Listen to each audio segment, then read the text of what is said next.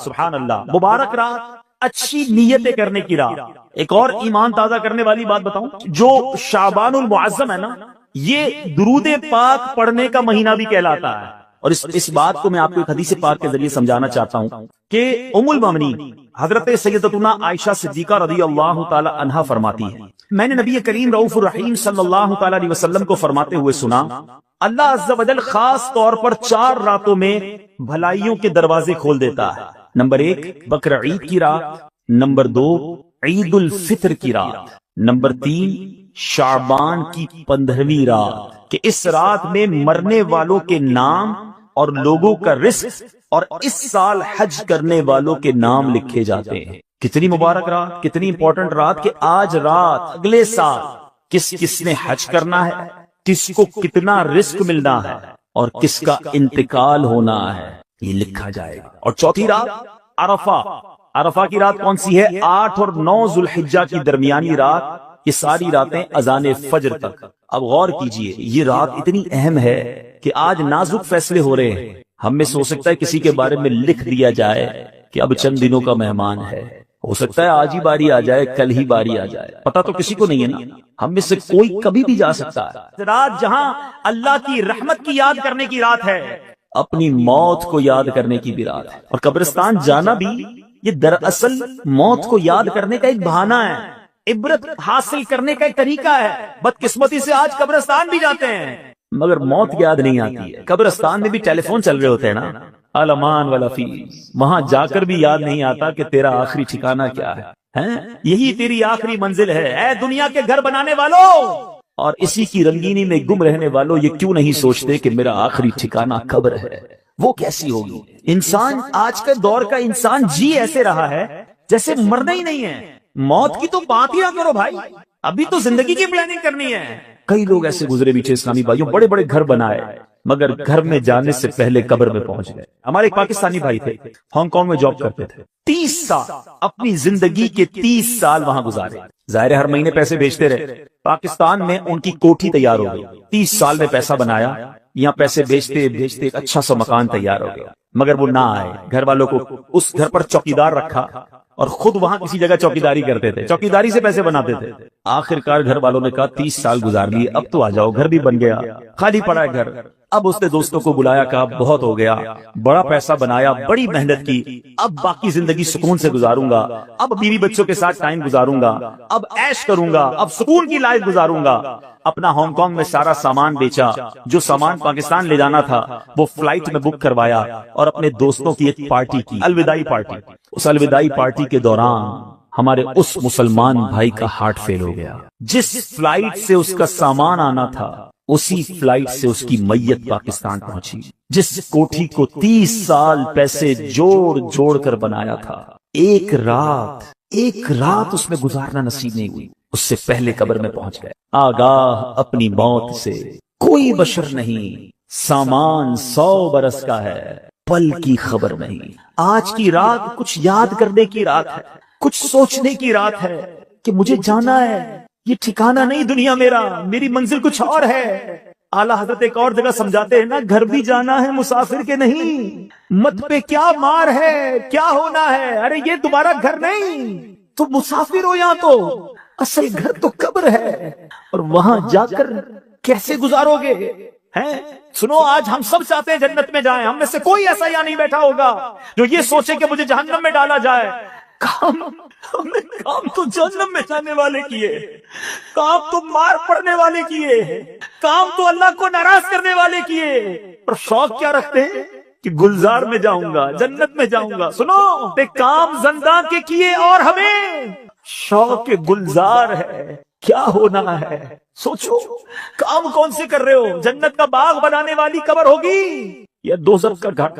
بیٹھے بیٹھے اسلامی بھائیوں، کئی بار قبرستان گئے ہوگے، کبھی غور کیا کہ یہ ساری قبریں ایک جیسی دکھ رہی ہیں مگر اندر سے ایک جیسی نہیں؟ یہ سب قبروں کی کہانی مختلف ہے۔ آج اس دنیا میں زندگی گزارنے کے بہت سارے انداز ہیں، بہت سارے انداز ہیں رہنے کے، بڑے طرح کے گھر ہیں دنیا میں، مگر قبر تو 2 ہی طرح کی ہے۔ قبر 2 طرح کی ہے, تیسرا آپشن نہیں.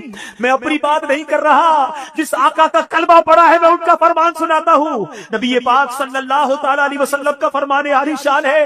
میرے آقا فرماتے ہیں, حدیث پاک کا خلاصہ ہے کہ قبر دو طرح کی ہوتی ہے, یا تو جنت کے باغوں میں سے ایک باغ ہوتی ہے, یا تو دوزخ کے گھڑوں میں سے ایک گھڑا.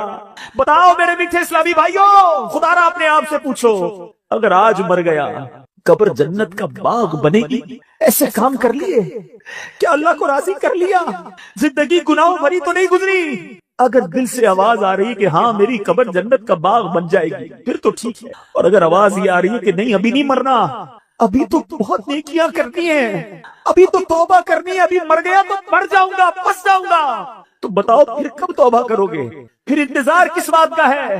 اے میرے پیچھے اسلامی بھائیوں, اچانک موت آتی ہے, کبھی یہ نہ سوچنا کہ موت بڑھاپے میں جا کر آئے گی, ہمیں نہیں پتا کہ کبھی بھی آ جائے گی. 70 سال اس کی نافرمانی کرتے رہو, 70 سال تک اس کی نہ مانو, اس کی بارگاہ میں جرم کرتے رہو, ایک بار سچی توبہ کر لو, ایک بار اس کو راضی کر لو.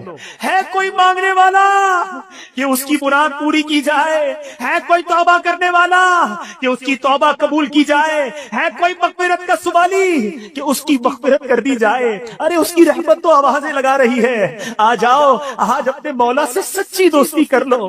بہت گناہ کر لیے, بڑی نافرمانیاں کر لی, چھپ چھپ کر گناہ کیے, یہ میرا بھائی نہ دیکھ لے, ارے میرے والد نہ دیکھ لے, اندھیرا کر دو اندھیرا, ارے دروازہ بند کر دو, ارے نہیں اس کو نہیں پتا چلنا چاہیے. اگر کوئی آتا ہے تو بندہ گناہ کا کام بند کر دیتا ہے کہ اس کو پتا نہ چل جائے. ارے دنیا والوں سے ڈرتے ہو, وہ مولا دیکھ رہا ہے, اس سے کیوں ڈر نہیں لگتا, اس سے محبت کیوں نہیں کرتے؟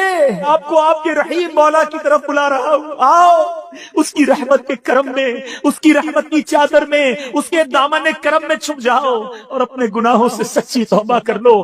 آج معافی مانگنے کی رات ہے, آج اللہ کی رحمت کو پکارنے کی رات ہے. اللہ فضل کر دے آج کی رات, آج ہماری مغفرت کر دے, سچی توبہ عطا کر دے. آ جاؤ میرے میٹھے اسلامی بھائیوں, آج مانگنے کی رات ہے, آج سر جھکانے کی رات ہے. اللہ, ہم نے حدیثوں میں پڑھا ہے, آسمان دنیا سے یہ ندا دی جا رہی ہے کوئی مانگنے والا, ہے کوئی توبہ کرنے والا, ہے کوئی مغفرت کا سوالی؟ لبیک لبیک یا اللہ, میری رحمت کے سوالی جمع ہے, مغفرت کے لیے بھکاری جمع ہے, ہماری چولی میں آج مغفرت کی خیرات ڈال دے.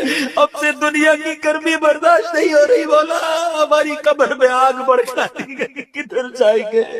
اے اللہ, کوئی امتحان نہیں دے سہ سکتے مولا, بلا حساب بے پوچھے. ہم گناہگار تھوڑے, آج تو حدیث میں پڑھا ہے قبیلہ بنی کلب کی بکریوں کے بالوں کی تعداد کے مطابق بخشے جائیں گے. تو تھوڑے سے آج جتنے بیٹھے سب کو بخش دے مولا, ہم سب کا نام لکھ دے, ہمارے ماں باپ کا نام بھی لکھ دے, ہمارے گھر والوں کا نام بھی لکھ دے.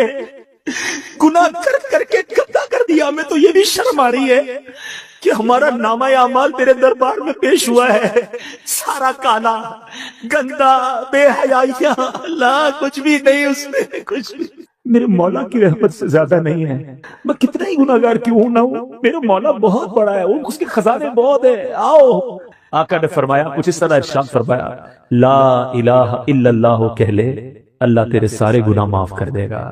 آج آئے ہونا, شب برات ہے, برات چھٹکارے کی رات. یہ لفظی کتنا حوصلہ دینے والا ہے کہ برات کی رات ہے, چھٹکارے کی رات ہے, بخشش کی رات ہے. اللہ کی رحمت سے بہت امید ہے, ہمیں بلایا اس اجتماع میں, اب خالی نہیں لوٹانا. آج انشاءاللہ سب کی جھولیاں بھری جائیں گی. بس ایک ساری نیت کر لو کہ میں جیسا آیا تھا ویسا نہیں جاؤں گا, آج بدل کر جاؤں گا, آج سدھر کر جاؤں گا. آج شیطان کو چت کرنا ہے اور اپنے رحمان عز و جل کو راضی کرنا ہے. نیت کرو سارے, آج کے بعد میری کوئی نماز قضا نہیں ہوگی, فلمیں ڈرامے نہیں دیکھیں گے, گانے باجے نہیں سنیں گے, حرام روزی نہیں کمائیں گے, سنت کے مطابق زندگی گزاریں گے, اپنے رب کی نافرمانی والے کاموں سے بچیں گے. فرماتے ہیں بھلے بندے دی صحبت یاروں, جویں دکان اتاراں, سودا بھاوے ملے نہ لئیے, ملے آن ہزاراں. کہتے ہیں اچھے بندے کی صحبت ایسی ہے جیسے عطر والے کی دکان ہے. حدیث میں بخاری شریف کی حدیث ہے جس کا مفہوم ہے اللہ کے کچھ فرشتے ہیں جو سیاحت کرتے رہتے ہیں, زمین کی سیاحت کرتے رہتے ہیں, اور جہاں اللہ اور اس کے رسول کا ذکر دیکھتے ہیں اس اجتماع کو اپنے پروں سے ڈھانپ لیتے ہیں. رحیم سے رحم ہی کا گمان ہونا چاہیے. انشاءاللہ اس وقت رحمت برس رہی ہوگی جب یہ فرشتے واپس جاتے ہیں نا. اللہ حالانکہ سب جانتا ہے مگر ارشاد فرماتا ہے فرشتوں کدھر سے آ رہے ہو؟ خلاصہ حدیث عرض کر رہا ہوں. عرض کرتے مولا ایک جگہ تیرے بندے جمع ہیں, تیرا ذکر کر رہے ہیں, تجھے یاد کر رہے ہیں. ارشاد ہوتا ہے فرشتوں میرے بندوں نے مجھے دیکھا ہے؟ فرشتے عرض کرتے نہیں مولا دیکھا نہیں. اچھا یہ بتاؤ دیکھتے تو کیا کرتے؟ کہ مولا اگر تجھے دیکھ لیتے تیرے بندے پھر تو اور تڑپتے اور مچلتے اور محبت سے تیرا ذکر کرتے. ارشاد ہوتا ہے اچھا فرشتوں یہ بتاؤ کیا مانگ رہے تھے؟ فرشتے عرض کرتے مولا جنت مانگ رہے تھے. ارشاد ہوتا ہے فرشتوں میرے بندوں نے جنت دیکھی ہے؟ عرض کرتے مولا جنت دیکھی نہیں. ارشاد ہوتا ہے اچھا یہ بتاؤ جنت دیکھ لیتے تو کیا کرتے؟ عرض کرتے مولا اگر تیرے بندے جنت دیکھ لیتے پھر تو اور گر گڑاتے اور تڑپتے اور مچلتے اور مانگتے. اچھا فرشتوں یہ بتاؤ کس چیز سے پناہ مانگ رہے تھے؟ عرض کرتے مولا جہنم سے پناہ مانگ رہے تھے. ارشاد ہوتا ہے اگر جہنم دیکھی انہوں نے؟ کہتے نہیں مولا دیکھی نہیں. اچھا دیکھ لیتے تو کیا کرتے؟ فرشتے عرض کرتے مولا اگر تیرے بندے جہنم دیکھ لیتے تو اور تڑپتے, جہنم سے سچی پناہ مانگتے. رب عز و جل کا دریائے رحمت جوش میں آتا ہے. ارشاد ہوتا ہے میرے فرشتوں گواہ ہو جاؤ میرے جن بندوں نے مجھے دیکھا نہیں مگر مجھے یاد کرتے ہیں, میرا ذکر کرتے ہیں, جنہوں نے جنت دیکھی نہیں ہے مگر پھر بھی جنت مانگتے ہیں, جن بندوں نے جہنم دیکھی نہیں مگر جہنم سے پناہ مانگتے ہیں, میرے فرشتوں گواہ ہو جاؤ میں نے ان سب کی مغفرت فرما دی. فرشتے عرض کرتے مولا ایک بندہ ان میں ایسا بھی تھا جو ذکر کی محفل میں ذکر کرنے نہیں آیا, نیکی کا کام کرنے نہیں آیا, وہ تو ایسے ہی آیا تھا اپنے کسی پرسنل کام سے آیا تھا. ہو سکتا ہے آج کے اس اجتماع میں کوئی اجتماع کی نیت سے ہی نہ آیا ہو, کوئی دوست پکڑ کے لے آیا ہو, مگر اچھے بندوں کی صحبت کا نتیجہ دیکھو. اے بری صحبتوں میں بیٹھنے والوں سنو. فرشتے عرض کرتے مولا ایک بندہ تو اپنے کام سے آیا تھا. اللہ فرماتا ہے میرے فرشتوں یہ وہ بندے ہیں جن کا ہم نشین بھی محروم نہیں رہتا, میں نے اپنے اس بندے کی بھی مغفرت فرما دی. سبحان اللہ. حدیث پاک ہے من اعتکف ایمانا واحتسابا غفر له ما تقدم من ذنب. بالکل بن کر تیار ہو گئے ہوتے ہیں مگر مکین جو اس گھر میں رہنے کے لیے آنا چاہتا ہے اس کا آخری وقت بھی آ گیا, اس کی قبر بھی تیار ہو چکی. اب ذرا اس کو پریکٹیکلی سمجھیے. اگر قبرستان جاتے ہیں کچھ قبریں تیار ملتی ہیں نا, صحیح بات بتاؤں پریکٹیکلی جو قبریں خودی ہوئی ہیں نا, جن کی بھی خودی ہوئی ہیں وہ زندہ ہیں, ہاں تھوڑی دیر بعد مرنا ہے انہیں اور پھر اس قبر میں آ جانا ہے. کفن کی دکان پر جب کبھی جائے نا تو وہ کفن کو طے کر رہا ہوتا ہے, پلاسٹک میں ڈال رہا ہوتا ہے. ایکچولی جس کا کفن طے کر رہا ہے نا وہ اس وقت زندہ ہے, تھوڑی دیر بعد اس کو مرنا ہے. یہ کفن خریدنے کوئی آئے گا دکان سے, اس کو کفن پہنایا جائے گا, اور جو قبر تھوڑی دیر پہلے گورکن نے یا ایک دن پہلے کھودی تھی یہ اس کے لیے کھودی تھی جو زندہ ہے. تو مجھے اور آپ کو پتا نہیں ہے کہ ہماری قبر خودی بھی کہ ریڈی تو